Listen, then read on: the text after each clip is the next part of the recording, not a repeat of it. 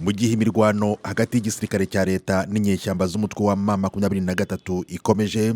Ejo kuwa gatandatu imihanda yo mu nkengero z'umujyi wa Goma yagaragaye nta rujya n'uruza, gusa hagaragaye imodoka za gisirikare zirimo intoya n'izindi nini zo mu bwoko bwa burende zikoreshwa mu ntambara.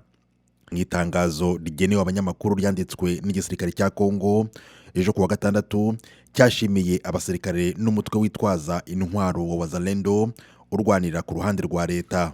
Aba bashimiwe kuba bariyemeje guhangana n'umutwe wa M23 uvugwa ko ushyigikiwe n'u Rwanda, ibyo rwo ruhakana. Uku gushimira ingabo za leta na Wazalendo kuje mu gihe kibi ku ngabo z'umuryango w'abibumbye ONU ziri aha muri Kongo mu butumwa bw'amahoro. Kuwa gatandatu, MONUSCO yatangaje ko abasirikare 6 bo muri Afurika y'Epfo baguye muri iyi mirwano.